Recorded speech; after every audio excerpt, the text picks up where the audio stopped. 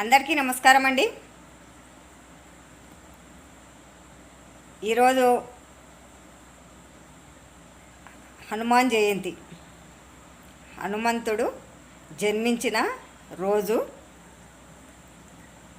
చక్కగా ఆనంద సంతోషాలతో ఆలయంలో ఆంజనేయ స్వామి ఆలయాలు భక్తులతో పోటెత్తాయి. ఉదయం నుంచి సంవత్సరానికి ఒక్కసారి ఆంజనేయ స్వామి జయంతి ఉత్సవాలు జరుపుతూ ఉంటారు. శ్రీరామ నవమి అయిన తర్వాత ఈ హనుమాన్ జయంతి వస్తుంటుంది.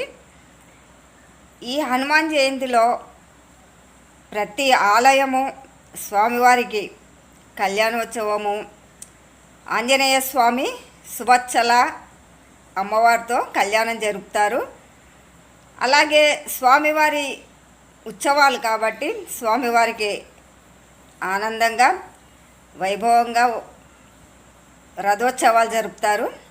అలాగే హైదరాబాదు సిటీ లాంటి ప్రదేశాల్లో హనుమాన్ జయంతి శోభాయాత్ర అని జరుపుతారండి. ఈ యాత్ర సిటీ మొత్తము ట్రాఫిక్ జామ్తో స్వామివారిని ఊరేగింపు చేస్తూ, భజనలు చేస్తూ, కీర్తనలు పాడుతూ హనుమాన్ జయంతి వేడుకను వైభవంగా జరుపుతారు. కర్మన్ ఘాట్ నుంచి తార్గండు ఆలయం వరకు ఈ శోభాయాత్ర జరుపుతారు. ఈ శోభాయాత్రలో వారు వీరు అని ఎవ్వరూ లేదండి. పేద పెద్ద ధనికుడు అని ఎవ్వరు ఉండరండి. అందరూ సమానంగా ఈ శోభాయాత్రలో పాల్గొని ఆనందోత్సవాలతో ఈ హనుమాన్ జయంతి ఉత్సవాలు జరుపుతారు. ఈ హనుమాన్ జయంతి రోజు స్వామివారి ప్రసాదం కూడా పానకము, వడపప్పు.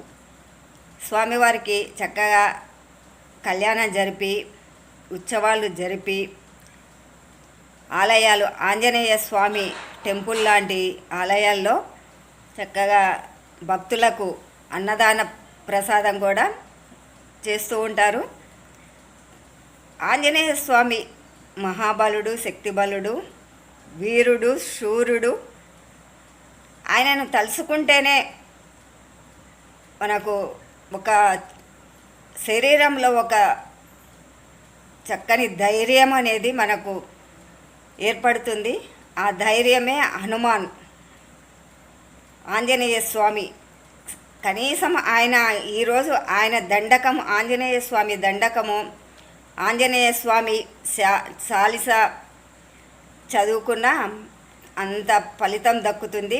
ఆంజనేయ స్వామి ప్రతి ఒక్కరిని రక్షగా కాపాడాలని కోరుకుంటున్నాను. ఇదేనండి ఈనాటి వీడియో. ఆంజనేయ స్వామి ఉదయం పూజలయ్యాయి. ఇప్పుడు శోభాయాత్ర జరుగుతుంది హైదరాబాద్లో. అందరూ వీక్షిస్తూనే ఉంటారు. కాబట్టి ఈనాటి వీడియో ఇదేనండి.